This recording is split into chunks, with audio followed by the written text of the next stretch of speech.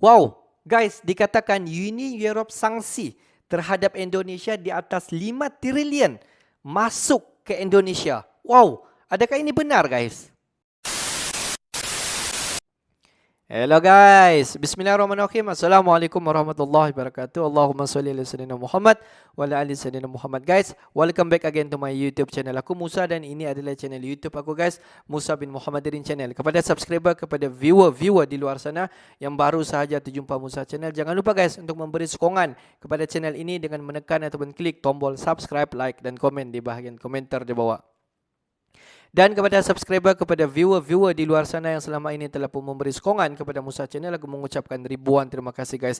Kalian memang awesome, mantap, gratis guys. Dan aku sentiasa mendoakan agar semua kalian di luar sana dipermudahkan segala urusan, dibukakan pintu-pintu rezeki, dihindarkan, dijauhkan daripada segala malapetaka dan juga dihindarkan daripada segala fitnah akhir zaman guys. Amin amin ya rabbal alamin. Guys, seperti biasa, hari ini di channel Bagi-Bagi kita akan buat sedikit lagi video reaction. Kalau kita tengok judul video yang kita akan react hari ini, di mana dikatakan Uni Europe sanksi 5 triliun tiba-tiba masuk ke Indonesia. Wow, adakah ini benar guys? Jom mari kita tonton dulu video ini. Seperti biasa di hujung nanti baru kita akan bagi sedikit kita punya respon mengenai dikatakan 5 triliun tiba-tiba masuk ke Indonesia. Wow, jomlah guys kita semak dulu video ni. Wow, apa guys? G20 Indonesia. Oke. Halo sahabat Bagi-Bagi, Indonesia berpendirian. Uni Eropa jatuhkan sanksi 5 triliun ke Indonesia, tapi tetap ngotot jalani hilirisasi. Hilirisasi secara nyata itu sudah kejadian. CPO dan turunannya, nikel dan turunannya, boksit. Jadi kalau kemarin kita 4 tahun yang lalu kita stop nikel, 3 tahun yang lalu kita stop nikel, dan kita bangun industrinya di dalam negeri, itu kelihatan mulai tampak hasilnya. Nanti tahun ini mungkin stop 5, tahun depan stop boksit, tahun depannya lagi stop copper, tembaga. Keluar di mana Indonesia ditolak ya, alasan untuk di sidang WTO tersebut dan kita dinyatakan kalah. Namun memang langkah pemerintah saya kira tepat bahwa kita harus melakukan banding terhadap putusan tersebut karena bagaimanapun ini adalah merupakan kekayaan nasional yang harus kita lindungi, juga sesuai dengan Undang-Undang Dasar 45 pasal 33 bahwa negara berhak mengatur untuk digunakan sesuatu kemampuan rakyat. Nah, namun demikian. Oke guys, ini channel Bagi-Bagi. Sahabat Bagi-Bagi, sebelum kita mulai pembahasan kali ini, apakah menurut kalian, pada gugatan Uni Eropa terhadap Indonesia di WTO, dengan kekalahan yang sudah dikeluarkan, yaitu kekalahan terhadap Indonesia, apakah akan masih menguntungkan Indonesia? Apakah ini akan sangat berpengaruh terhadap hilirisasi Indonesia nanti? Apakah dikarenakan kekalahan ini, Indonesia akan menghentikan hilirisasinya? Mari kita simak video ini baik-baik, karena pertanyaan tersebut akan terjawab di video ini, dengan absurdnya pembawaan dari Mimin. Sahabat Bagi-Bagi, Presiden Joko Widodo menyampaikan bahwa Indonesia telah sengaja dibuat kalah atas gugatan Uni Eropa di World Trade Organization. Gugatan ini muncul atas sikap Indonesia melarang ekspor nikel mentah pada 2020 lalu. Uni Eropa pun menuntut ganti rugi yang sangat besar kepada Indonesia lewat para pimpinan WTO. Respon hal ini, Presiden Jokowi mengatakan tidak perlu takut, stop ekspor nikel. Kelihatannya kita memang dibuat kalah di WTO, tetapi industri kita akhirnya sudah jadi, kenapa takut? Meskipun kala Jokowi bilang, dengan adanya pelarangan ekspor nikel, diharapkan dapat memperbaiki tata kelola, dan nilai tambah nikel di dalam negeri. Tetapi, impact-nya akan bolak-balik, namun memang harus kita lawan. Jika Indonesia kalah atas gugatan Uni Eropa di WTO, tidak ada masalah bagi smelter nikel di dalam negeri. Indonesia pun akan membuat aturan baru, untuk tetap mendorong pengembangan hilirisasi yang maksimal di Indonesia. Bahlil bilang, banyak instrumen yang bisa digunakan, contoh katakanlah, jika ekspor kita naikkan pajak, yang tinggi, memang mereka akan membuat negeri kita, tidak boleh diatur oleh negara lain. Kita harus berdaulat, kita harus konsisten, untuk program hilirisasi harus dijalankan. Bahlil menegaskan, seharusnya semua negara saling menghargai kedaulatan perencanaan pengembangan ekonomi masing-masing, tak boleh lagi ada negara yang merasa hebat dibanding negara lain. Sahabat bagi-bagi, sebagai informasi, Indonesia memiliki cadangan nikel terbesar di dunia, yang artinya, Indonesia berperan penting dalam penyediaan bahan baku nikel dunia. Menurut data Badan Geologi di 2020, Indonesia menyimpan cadangan 72 ton nikel, atau 52% cadangan dunia. Indonesia menyimpan 11,7 miliar ton cadangan biji nikel, dan 4,5 miliar ton cadangan. Adapun cadangan nikel ini sebagian besar 90% terbesar, dan tersebar di Sulawesi Tengah, Sulawesi Selatan, Sulawesi Tenggara dan Maluku Utara. Direktur Utama PT Aneka Tambang, Nicholas Kanter, pihaknya akan tetap merealisasikan investasi masuk ke industri baterai kendaraan listrik. Pihaknya harus menunjukkan bahwa kita akan investasi dan masuk ke hilir end product itu akan menjadi legasi bagi Indonesia.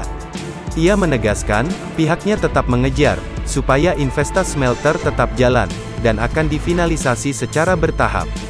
Sejumlah ekonomi kompak berpendapat bahwa pemerintah Indonesia harus menempuh negosiasi ulang atau banding dalam menghadapi ancaman Uni Eropa dan negara-negara barat termasuk Amerika Serikat. Sahabat bagi-bagi, sebelumnya, Uni Eropa dan Amerika keempat resmi meminta Organisasi Perdagangan Dunia, atau WTO menjatuhkan sanksi, sebesar 350 juta US dollar, atau setara dengan 5 triliun terhadap Indonesia. Permintaan dari Amerika ini, merupakan kelanjutan dari protes yang dilayangkan bersama Uni Eropa, perihal 18 hambatan dari pemerintah Indonesia, untuk sejumlah produk tambang asal Indonesia. Beberapa produk itu, yakni antaranya nikel dan batu bara. Lantas, Uni Eropa didukung Amerika, mengadukan kebijakan Indonesia ini ke WTO, dan sepatutnya Indonesia harus menerima kekalahan di sidang itu.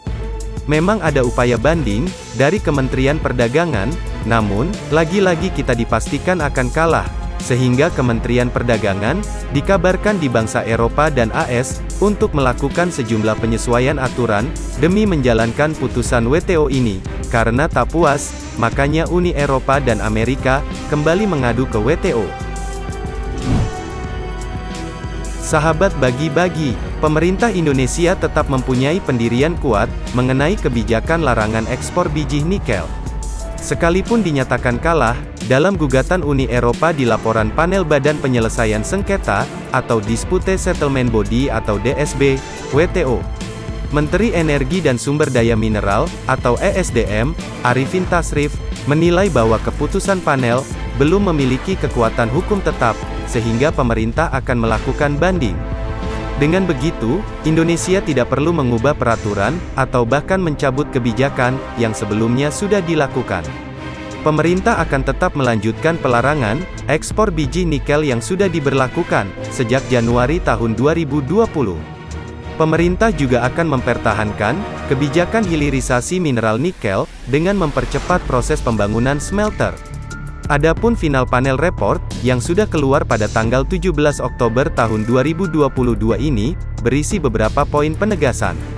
Setidaknya, ada beberapa peraturan perundang-undangan yang dinilai melanggar ketentuan WTO. Pertama, Undang-Undang Nomor 4 Tahun 2009 tentang pertambangan mineral dan batu bara. Sahabat bagi-bagi, oke, jadi itu dia pertanyaan dan pernyataan dari beberapa pihak, yang mungkin dari awal pertanyaan tersebut muncul, sudah terjawab, sampai akhir video ini. Semoga pembahasan ini bermanfaat bagi kalian, para kaum rebahan. Semoga kekalahan Indonesia di gugatan WTO dapat menjadi hikmah bagi kita, yang selalu meremehkan kaum pemimpin, yang tak jelas kepemimpinannya. Mari kita doakan, semoga para pemimpin dunia ini, selalu memikirkan rakyatnya, untuk merdeka seutuhnya. Merdekalah Indonesia seutuhnya, merdeka! Merdeka! Merdeka! Lawan, lawan, lawan! Guys, kita dapat nampak di mana pada bulan Oktober pada tahun 2022 dikatakan Indonesia kalah di persidangan WTO, di mana Indonesia melawan untuk membuat sterilisasi terhadap nikel. Di mana kalau kita tengok semasa sidang WTO itu, di mana semua ahli-ahli panel yang hadir pada masa itu ingin mendesak pihak Indonesia jangan melakukan sterilisasi dan mengekspor terus bahan-bahan mentah keluar daripada Indonesia. Dan selepas daripada itu Indonesia dikatakan diam seketika, dan selepas itu Indonesia dikatakan mengeluarkan satu statement di mana Indonesia akan melakukan menaikkan harga pajakan setiap nikel yang keluar daripada Indonesia. Di mana Indonesia kemungkinan tidak akan melakukan sterilisasi. Indonesia akan mengekspor bahan nikel yang digunakan ataupun yang diminta oleh ahli-ahli panel di dalam sidang WTO. Tetapi setiap harga pajakan untuk harga nikel akan dinaikkan 1000 kali peratus, dan ini membuatkan semua ahli-ahli panel di dalam sidang WTO terdiam, sebab mereka tidak boleh mengatakan tidak boleh selepas Indonesia mengatakan iya, selepas Indonesia mengatakan tidak akan melakukan sterilisasi, akan mengekspor semua bahan-bahan nikel seperti apa yang mereka mahu. Tetapi Indonesia hanya menaikkan harga pajakan setiap nikel yang diekspor. Wow, ini kalau kita tengok salah satu strategi Bapak Jokowi dan juga menteri-menteri di Indonesia dalam memastikan setiap bahan-bahan mentah keluar daripada Indonesia, tidak kira lah bahan-bahan nikel, apalagi bauxite, timah, emas dan banyak lagi bahan-bahan mentah keluar daripada Indonesia. Indonesia akan mendapat keuntungan daripada setiap penjualan. Sebenarnya kalau kita tengok itu adalah hak Indonesia sebagai penjual, sebagai hak Indonesia di atas memiliki bahan-bahan mentah.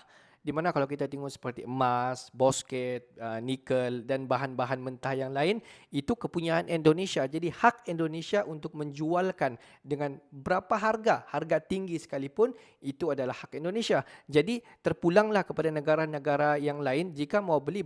Kalau mereka tidak mau beli, banyak lagi negara-negara di luar daripada sana yang ingin membeli bahan-bahan mentah daripada Indonesia. Jadi guys, pendapat kalian bagaimana? Adakah wajar Indonesia menaikkan harga pajakan untuk nikel dan bahan-bahan mentah yang lain? Please drop komen kalian di bahagian komentar di bawah guys. Jadi guys, untuk hari ini sampai di sini saja sedikit information daripada Musa Channel, dan kepada subscriber, kepada viewer di luar sana yang belum lagi klik button subscribe, please guys to klik button subscribe, like dan komen di bahagian komentar di bawah. Akhir kata daripada Musa Channel, thanks for watching my video. Assalamualaikum warahmatullahi wabarakatuh. See you the next video guys.